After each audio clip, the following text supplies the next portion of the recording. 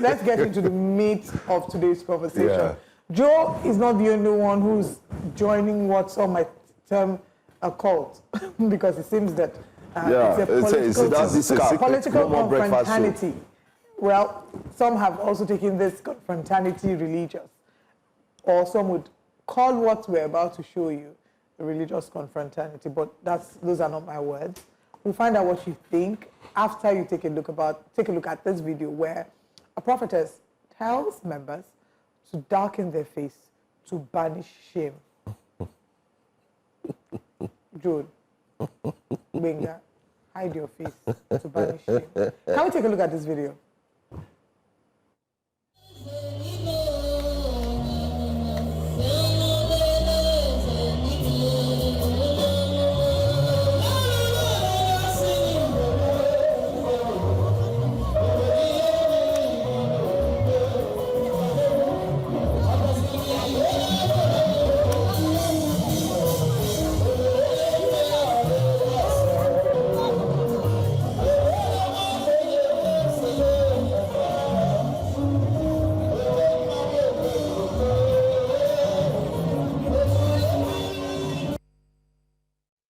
Shame on devil, shame on Africa.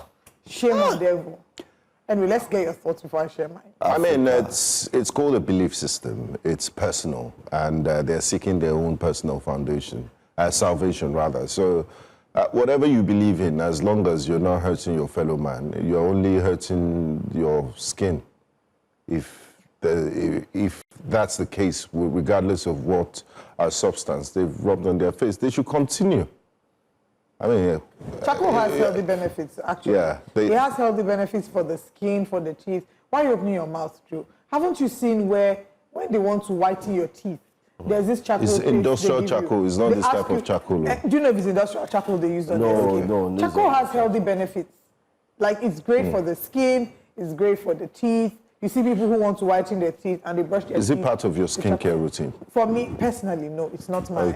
Okay, because the way you are analyzing it, are you sure? I'm just telling you that there could be benefits, health benefits to what they're doing. There could be, right? Okay.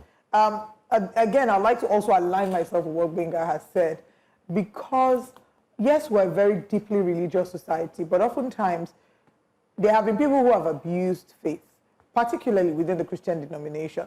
But it feels like we're very quick to pick on when we see people do certain things that don't make sense to us. And quite frankly, activities and actions within a faith will not always make sense to you. There's some things that will look like this is rituals, or something that I can't explain, or it's maybe religious fanaticism. I saw recently Hallelujah Challenge started, and somebody said, oh, look at what robots are building while people are doing Hallelujah Challenge, and they've been dragging personas, for example, and people who are participating.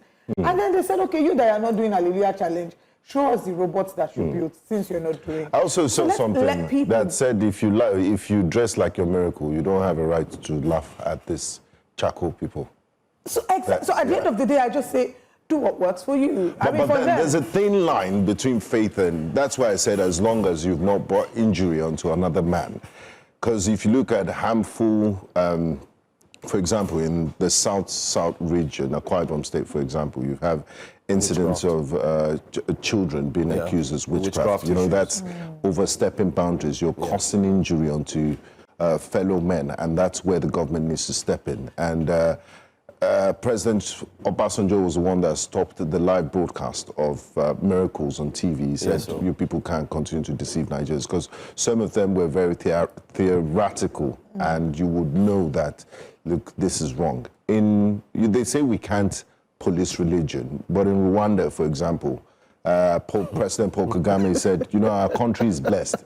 We're not going to allow just anybody to open churches anywhere. There's a sort of regulation. So you need a level of qualification and certification before you can mount the pulpit, because your work is very important. And these are very influential people that, you know, that influence minds and people's behavior. So they just can't leave it to them to self-regulate. But you see situations these days, and you're right, it's funny how, maybe because of the liberal nature of Christendom, we always see them use Christianity. You see a 3-year-old making people fall. You know, and the cameraman doesn't fall. The cameraman doesn't fall, and things like that. So it's just, I think you both are saying two different things. Benga is talking about those who try to mock Christianity, and a three-year-old pretending to maybe be a pastor that has power to do things like that. You are talking about situations where people are actually falling under anointing, and then you're saying the camera person doesn't fall. I don't think I'm going to say to you fall that, under anointing. and I know you may not agree with that. I feel like everybody has a right to believe what they believe. I believe, and I believe that there is a faith. I believe that even in the Christian faith there is miracles. I have seen miracles. May you not see what will make you go from prayer house to prayer house looking for a miracle. I've seen miracles, and I do believe that miracles happen. Again, I know that there are people who are extremists that take things to the extreme, which is why I would say to everybody, know God for yourself. Know God for yourself. And even the Christian faith teaches us to test all spirits. And to know that in the last days, men will be tough. Do you believe the government needs to protect the vulnerable? Because you can't assume that everybody has a certain level of intelligence and they will know what is good. Eventually, the government will step in. Those kids that they've been banished to the streets and they've been... The thin line between saying the government should protect the vulnerable and then saying, you know, how do we find that thin line? Because Constitution does provide for freedom of religion, freedom of association. So how do we guarantee that your freedom is being practiced in a way that the government does not have that sort of if you're a prophet and you say a little child is a witch, I think your business... So that's a very different one. That one, you're also... You know, that's a completely your church should be different closed. So long as it doesn't inflict any injury on another person. But let's see what Nigerians are saying about this on X. Very quickly, how are Nigerians reacting to... by the way, maybe Benga will try this charcoal on his face tomorrow. Well, this is a long one. Obiora Otu says, this is honestly heartbreaking and concerning. When people are convicted to do extreme or degrading things like darkening their faces under the guise of destroying shame, it often reflects deep spiritual manipulation and psychological control. Religious or spiritual leaders have sometimes exploited followers' emotions, guilt, and desire for healing to enforce bizarre or harmful rituals. Symbolically, telling members to darken their faces as a way to remove shame is twisted. It reverses the metaphor of light and cleansing used in many faiths, turning it into something that reinforces submission and confusion. It's a red flag or cult-like behavior, unquestioning obedience, emotional control, and the prophetess's authority being placed above individual discernment or basic dignity. People deserve spiritual spaces that uplift and heal, not ones that humiliate or manipulate. But Obiora, that's your opinion. Because if you ask those people that have darkened their faces, they won't say they're humiliated. All right, let's go through all the tweets. Onome Aganga Media says, where in the Holy Bible is that written? It's clear some people are just too lazy to do what God actually requires of them. That's why they're easily deceived by anyone claiming to be a prophetess. The next tweet about this subject matter is Maziuchi Okeodo says, when ignorance wears the crown, even foolishness begins to look like faith. People without understanding will paint their faces in darkness and still believe they are walking in light. And the next tweet, I know they judge anybody because if they tell you their problem, you know go fit solve them. So make their turn to any means they fit. If na blackface go give them the thing where them they find, I pray work for them because people they really, really suffer. Civilian captain says. People that dress like they're miracle have no right to condemn this Sha. Ayomitide says. And the next tweet, Small George says, see as they be like burnt offering. Wow. Anyway, the summary of it is, again, well, that's the essence of faith. To you, it may just not make sense. Sometimes it just doesn't make sense. Even if you go to the Bible, Jesus spitting on the clay and putting on the blind man's eye. If somebody tried it today, they'll say this person is a very, is a false prophet. Elijah telling, I've forgotten this man's name in the Bible, to go and dip himself in the Jordan 7 times, and he will come out and his leprosy will be cured. Those things sound unbelievable. And for those who do not believe the Bible, it is unbelievable. So long as your faith doesn't impede on another person, that's up to you. But more importantly, know God for yourself. But let's move to our next story. JAMB officials were summoned by the House of Reps to discuss transparency, to review the expenditure within JAMB 2023-2024 year. Unfortunately, they insisted, they had sent 3 letters in the month of October, 3 different days in October, asking for JAMB to come and defend themselves, specifically asking for the registrar of JAMB, Ishaq Oloyede, to come. Unfortunately, he couldn't. He sent a representative. When the representative, Bello, came to speak, The reports have it that he asked the journalists to leave the house, and the House of Reps said, no, the journalists can't leave, and everything they're doing has to be done publicly. And then there was a bit of they felt rattled by that and upset, and they stomped out. The JAMB officials? Yes, and they walked out. Let's take a look at this video, and then we'll come back to ask, what made them work out? Did they have a reason that made them say that the journalists should walk out of the building? Why was Isha Koloyede not there? What exactly despite was this committee set up? repeated summons, yeah. Despite repeated summons, what exactly was the reason for this? Why wasn't it achieved? They've been given a new date. They've been asked to show up by Tuesday, and if they don't show up by Tuesday, then in Nigeria parlance, like they say, Kasalago boss. Whatever you see, you see. The indulgence of this committee that what we have brought to this committee are sensitive informations and that we don't require the presence of pressmen. Kindly give us benefit of doubt that they should excuse us, please. JAMB, you don't have that right. If you have such, you just whisper to the chairman, or you whisper to the clerk to tell the chairman. Please let us go. JAMB.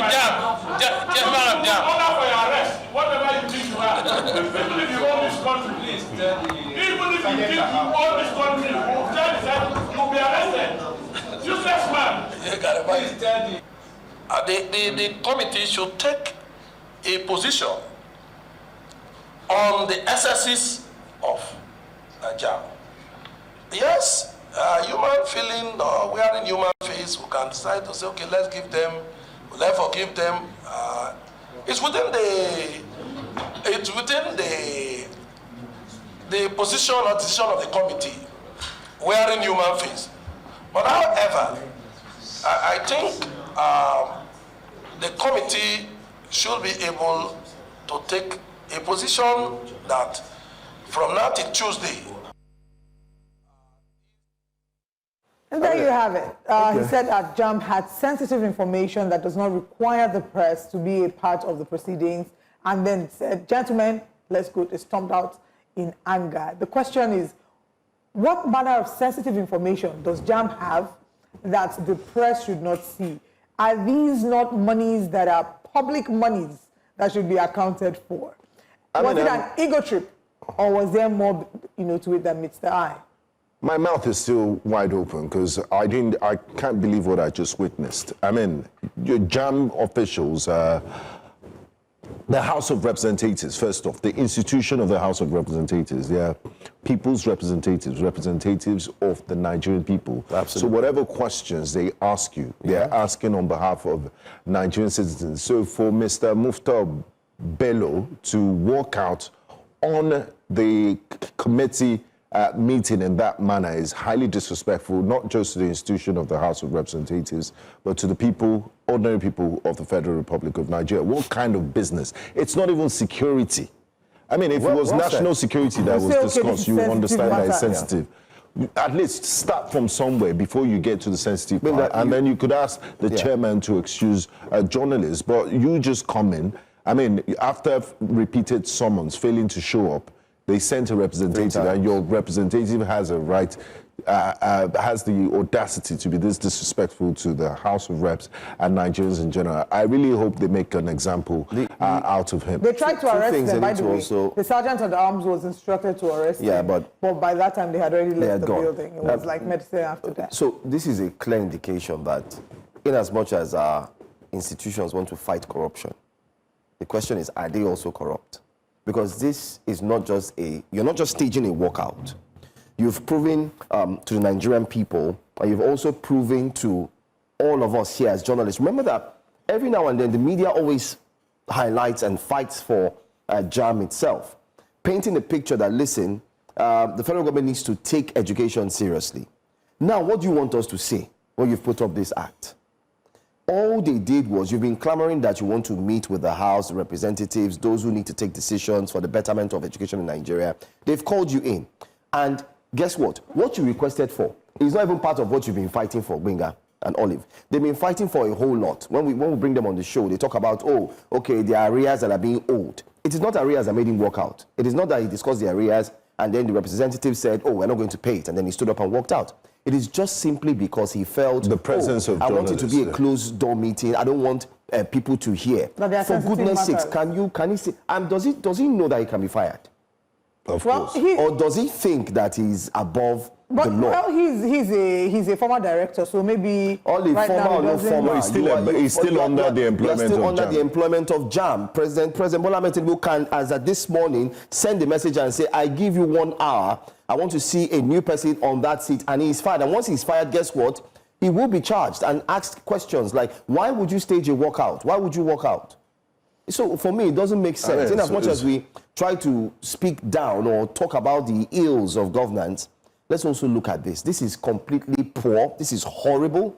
This is a bad representation of JAMB. And I think Professor Oloyede should be able to possibly put out a statement as at this morning. I keep talking about statements. It's an apology. I don't know. Yes, put out an apology. JAMB we sincerely apologize. We may have taken it to a JAMB is the institution that sets the exams that enable our young people get into tertiary education, into tertiary institutions. And when our young people go into tertiary institutions, they're not just learning education in terms of books, they're also learning character formation. And if JAMB that sets these criteria that enable them to get into tertiary institution where there's character formation has failed the character test, it calls to question whether really JAMB understands the boundaries of accountability. Does JAMB understand? JAMB has been fraught with some corruption cases. It's the same JAMB that we heard of, the snake swallowing something million naira. This year, there was the issue of biometric data issues. There's been a lot of which the professor came out crying. There's been a lot of corruption issues with came out JAMB. Crying, weeping. Right? So after those crocodile tears, this is what you come up with again. Yeah. We may not be able to blame him personally because he wasn't the one. Yeah, but he's the head of the institution. But I understand. Leadership starts from the top. Where he will be blamed is if, like you've said, by today, there isn't some sort of an apology. Because that is a display of legislative impunity. And display of JAMB official, Mr. Moru, he should be suspended. I mean, if not fired. Linda, mark my words today. We'll come back here and say that man will be fired. There should be an apology, saying, you know what? Come on. Except maybe he wants to claim that he was coming there to expose, because this is not the first time we've heard of corrupt JAMB officials, that there were some persons he needed to report to the House, and he felt like this was sensitive matter. He wanted the House to investigate. He doesn't want it to come to the media. In front of the camera now. No, because he knows how the I'm trying to play devil's advocate, to think what's the worst level of information that they could want to share that they didn't want the media to be a part of. So maybe there's somebody within JAMB who has a strong corruption allegation that they want to bring to the House, so the House can ensure a proper investigation. I'm sorry, I just want to take our time. I just want us to have like a practical session. Okay, I am him. I am Mr. Bello or Professor Bello. And I'm saying, I would like the cameras to, the journalists to please exit the room. And you ask me, why do you want that? They are part of the, I'm like, I want to share very sensitive information, which I feel could be damaging to you. But if you don't mind, you can give me the consent to go ahead. But they will hear it and to go in public. The House. Maybe the information can prove to be very sensitive. Could be damaging to JAMB. And we don't want it to come out in the public. Exactly, because JAMB has taken a lot of if I go ahead? He didn't do that. He didn't do that. He didn't do that. Well, anyway, let's see what Nigerians are saying about it, and we'll come back to wrap up the conversation. But you can go on YouTube, we're streaming live, and share your thoughts. Godwin Nkeruwem says, JAMB asking for a no press coverage of their presentation suggests that they have skeleton in their cupboard. It was a public hearing, but you don't want the public to hear you. That's what Godwin says. Maybe they want a PPP partnership, public-private hearing. No, be small. I stopped watching at 2 minutes. This country has become a jungle where anything goes. That arrest cannot happen because both the arrestor and the arrestee have skeletons in their cupboard. Such drama is due to a disagreement on the sharing formula. Once they agree, Otilo, agripreneurship says, LMAO, this is what happens when you don't have integrity and you're trying to force integrity, Albert says. And Nigeria never disappoints. Every budget probe turns into a full-blown soap opera. That's what Rati says. Again, it's not enough to say the House of Representatives Committee has skeletons in their cupboard. They're not in focus here. They're not the ones who have to defend their budget. And they're not the ones who stage the walkout. They're not the ones who stage the walkout. The people in question here are the JAMB representatives, the JAMB officials who have been called to explain what has been done with the monies. Let's guarantee some measure of transparency. They're the ones who are on the table, who are on the X-ray table, and their actions have not, shown that they haven't acted in a very responsible way. We're hoping that JAMB puts out a, an apology of some sort. Right? Olive, they have in the next, let's say the next 24 hours to do that, because this is demeaning, this is an abuse of power, and this has also abused the trust that Nigerians have placed on them. But let's move on to our last story on Wake Up Conversation. It's a conversation we've had here countless times, and it's got to do with the U-turn, the reversal. Well, yesterday, the story came out, and we're going to talk about it in the course of the show. President Tinubu now going back to review the presidential pardon, to remove certain names on the list, like those who are kidnappers, drug peddlers, reducing Sadia's term from the clemency that was granted to her to now making it 12 years. So we'll go into the details of that. Bayo Ononiga put out a very detailed press statement, basically speaking to the fact that the presidency listened. But let's see what Nigerians are saying about this on X as well. All right, these are some of the tweets. Wemimo Adeuni says, Miriam Sanders still has presidential pardon. No, don't get it twisted. She was sentenced to death by hanging, but now handed a softer sentence of 12 years. She has done 6 years and 8 months. She will now be in jail for 5+ years. It's interesting that the presidential list, which also pardoned other convicted criminals and thieves, was approved by not just the Presidential Advisory Committee on Prerogative of Mercy, but the Council of State, which consists of all former heads of state. Tinubu also approved the list. How could leaders saddled with such responsibility be so lacking in discrepancy? It's good Tinubu listen to public outcry, but Miriam Sanda should get life imprisonment or 25 years at the least. I'm sure there are unpopular persons in jail or awaiting trial for crimes they didn't commit. These are the people who deserve pardon. Again, Bayo Ononiga had put out a tweet. We'll most likely take that later. Honorable Rewan says, Tinubu's choice to revoke the pardon list shows that this administration has consistently failed to get things right. A government that depends on public opinion to guide its decisions is likely to be unstable. If they truly believed in their initial decision, why backtrack? Regardless of who approved the pardon, the presidency and Tinubu's close circle lack the competence and suitability to lead a country like Nigeria. No nation can develop through a trial and error approach. Since taking office, these people have never done anything correctly. It's unfortunate. I think we already established the fact that this was done hurriedly. We've established that fact. But the president approved it according to the SA. Yes, but we already approved that. Okay, let's take this final tweet. Latif Le Nigerian says, they never should have been pardoned only for the decision to be reversed. For many of them, hope is the only thing keeping them going. Sadly, only a few will be able to withstand the psychological effect of this outcome. Babanla mental torture. I wish them all the very best. Well, if you can't do the time, don't do the crime. First, this was hurriedly done. Ella. This was hurriedly done. Of course, we'll go into the details much later. Then we can share our thoughts. But the funny thing is, if the president didn't review that list, Nigerians will still complain that he didn't listen to the Nigerian people. Now he has gone back to review and do what should have been done. You can never satisfy this should have been done earlier, but he's doing it now. People are still complaining. So you do, you are done. You don't, you are done. That's what it is.